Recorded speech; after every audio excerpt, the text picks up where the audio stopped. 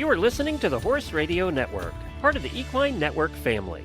Greetings, everyone. Coach Jen here, and thanks for tuning in to Horse Tip Daily, episode 1611, brought to you by Equestrian Plus.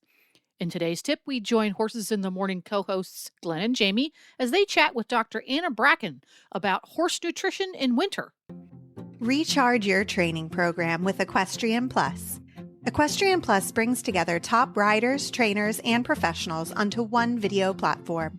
Watch over 5,000 how-to training videos, clinic and event footage, exclusive training sessions, and more featuring top experts including 5-time dressage Olympian Stefan Peters, 5-time Olympic show jumper Ann Krasinski, Olympic eventer and silver medalist William Fox Pitt, and more. Join Equestrian Plus now and use promo code HRN15 for 15% off your first month. Visit equestrianplusplus.com to subscribe. And I would like to welcome to the show the clinical instructor at Colorado State University, Dr. Anna Bracken. Dr. Bracken, thank you so much for joining us. Thanks for having me. So, I mean, being that you're in Fort Collins, Colorado, I feel like you should have a fairly good handle on winter. Is that true? Yeah, I think that's safe to say. Luckily, our winters here are cold, but not like northern Minnesota type of cold. Gotcha. Well, you're going to help anybody that is at least along your plane or south, which is Glenn and I both. But starting out, I guess kind of one of the things going into winter for people in Minnesota or Florida is how much am I supposed to be feeding my horses? Mm-hmm. That's usually the question people have for us is, what do I have to change? What do I have to do differently in the winter? And the short answer is usually you just have to feed them more hay. Horses keep warm the best by eating. If you think about them basically as having an internal combustion engine, you need to fuel that. And that's the best way for them to generate heat is to be kind of constantly grazing and consuming forage. So the best way you're going to keep them warm is by throwing more hay at them. And here in Oklahoma, we use round bales. And I've had a discussion with a former boarder about how much she wanted her horse kept in the stall. And in her mind, it was better to keep the horse in the stall and throw it a flake or two at night than to let it out in the pasture on a round bale. Do you have a preference for one of those? I would say it's very horse specific. I mean, I think we have all experienced, that we have these beautiful stalls and shelters that we make for our horses, and you look outside and they're standing out in the rain or the snow, and you think, well, gosh, why did I bother? So horses definitely, they like being outside. That's how they're meant to be. And if they have access to grazing or a round bale, then that's perfectly adequate for the majority of horses.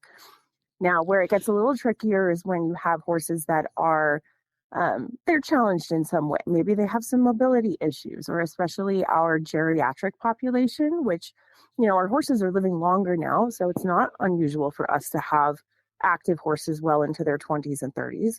And those guys might have a harder time with the round bale situation, especially in winter, if they're having to navigate deeper snow to get to that round bale, or if they're having to jockey for position at the bale to get a mouthful because they have a herd mate that might be a little bit pushy, then those horses might be in a better situation if we separate them so that we can make sure that their intake is guaranteed. All right, Doc. So it's funny you mentioned the older horse. I have a 33-year-old horse who is kind of a draft cross. He's an anomaly. It's amazing that he's just living the dream, but he has a stall with a pasture attached. And now, mind you, he can't eat round bales. He can't eat hay. Everything is presented to him in a mush diet. He's the king around here. And he has a stall with an attached paddock. And I'm constantly like, Duke, come outside and be a horse. And you open that stall door and he won't leave. He's like, no, I'm going to stay here in this paddock by myself. Mhm. So when you talk about jockeying for position, I'm like, he jockeys me for position. He's like, I'm not going to be a horse today. I'm not going out with those darn kids. I'm going to stay right here in this little shed and with my little paddock turnout and live that life with food brought to me. Several times a day. Sounding good to me right now, actually. I know, that sounds pretty nice. Yeah, it's really fun. It's so fun. I love it, especially when it's like 12 degrees outside. It's really fun. Yep. But speaking of him, what are some things that you would recommend for seniors that in addition to, right now he gets beet pulp and rice bran and alfalfa pellets all soaked. But what are some things that maybe vitamins and minerals or nutrients, anything that I can supplement him with as the winter is coming right now? Well, some of the things that happen with our senior horses, you mentioned that he's living the mush lifestyle. Not unusual for our older guys because their teeth usually start to expire around the age of 20. So when you have a 33-year-old horse, chances are he has already outlived all of his teeth. So he is not going to be able to chew hay very well. Long stem fiber is probably not an option for him. We gave that up years ago. Yeah. I have a pony like this too. He'll kind of play with it. We call it his recreational hay. But the bulk of his nutrition comes from eating a complete senior feed. So it's not unusual for our geriatrics to have to be on a completely pelleted diet. So senior feed is usually the easiest, kind of most common thing that we reach for because it is a complete feed. So it provides all of the nutrition that they need if they eat just the senior feed. Now, that being said, during winter in particular, some of our older guys, they burn more calories trying to keep warm. They're shivering perhaps, or, when they're not as mobile, sometimes they're less willing, as you mentioned that your guy is more apt to stay in his nice cozy stall than he is to wander around.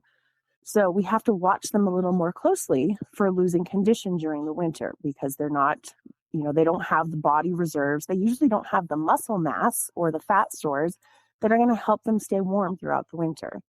So often what I like to do for these guys is add additional sources of digestible fiber. So beet pulp is a great option for that.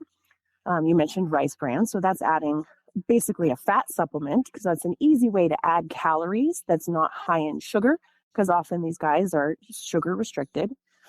And so adding calories to the diet in those forms is really beneficial. But one thing I really like for these guys is more protein.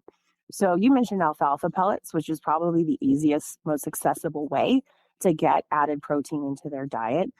But there's also some really great amino acid supplements on the market that can be a very easy way to add specifically protein to the diet without having to add a tremendous amount of bulk. Because, of course, we've all experienced the senior horse that starts to get a little bit picky as well, and there's a limit to how much they're willing to eat once you start adding 15 different supplements. And it can be really frustrating if you make this beautiful curated mash for them and they turn up their nose and walk away. It's like you're in my barn right now because I was buying the most beautiful, expensive senior feed and presenting it to him. And he's like, no, I'm not going to eat that. Yeah. And so I had to go back to just like the regular cheap, 12/8 feed that some of the other easier keepers are eating. And it's so frustrating because I'm like, just eat the food. It's so good. Yep. So, but you mentioned amino acids. Tell me about how do those come? I've never given those as a supplement. Well, so the specific product that I've used pretty frequently that I really like for my senior horses is called Purina Super Sport.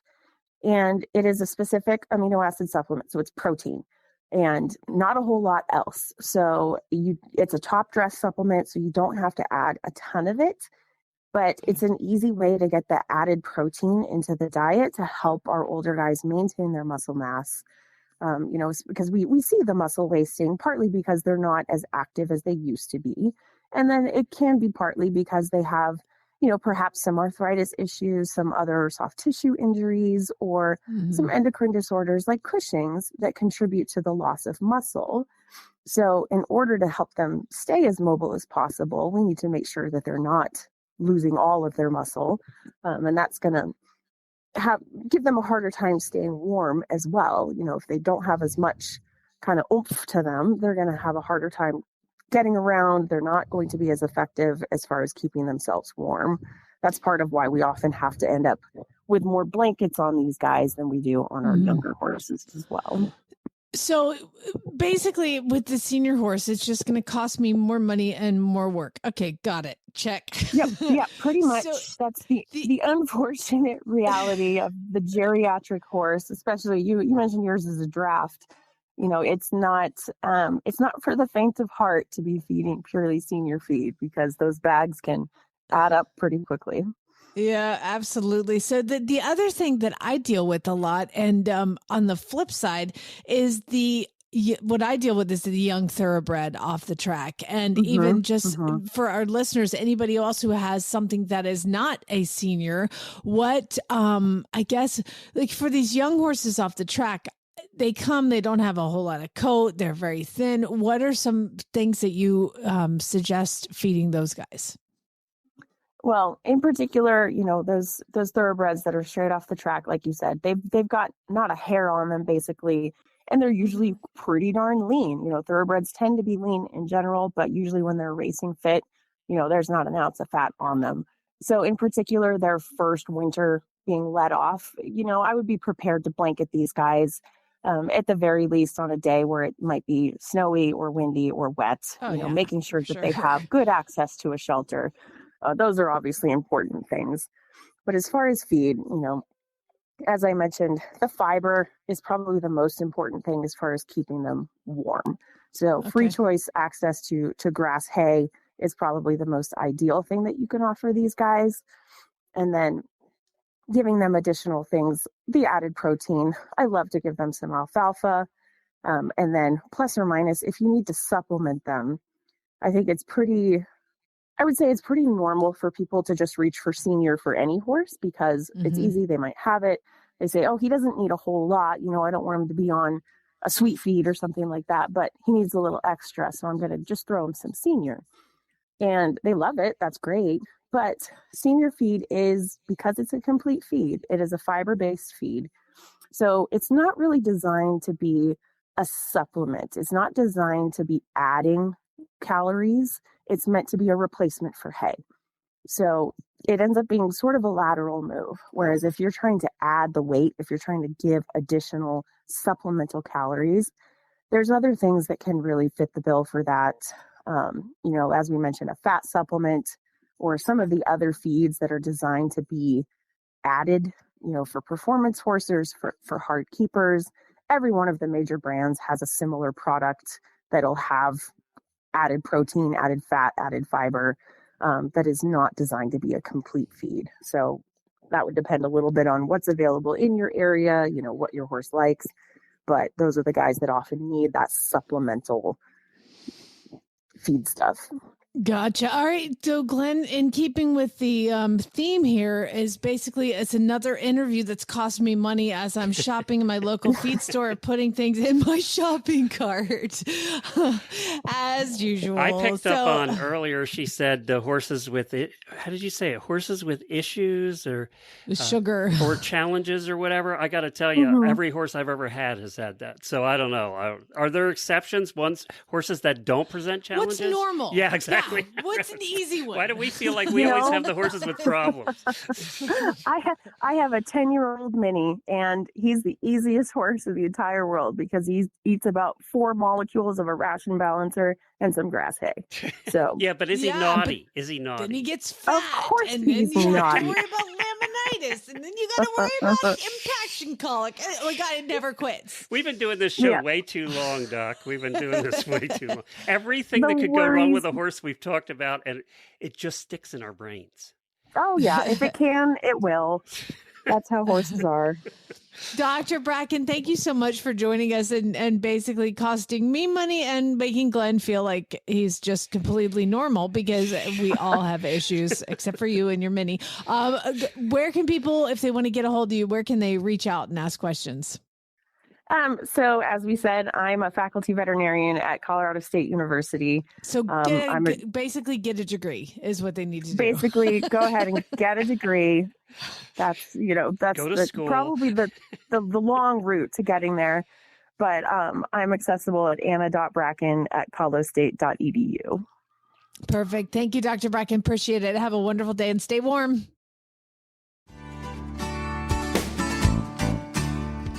Well, there you have it. Horse Radio Network has thousands of engaging podcasts for horse people, and you can have them sent right to your phone. Just subscribe via your favorite podcast player. This is Coach Jen, and I will be back again soon with another tip. Until then, go ride your horse. The Horse Radio Network and the Horse Radio Network hosts are not responsible for statements made by guests on the Horse Tip Daily. Please use your own judgment when listening to the tips on this show.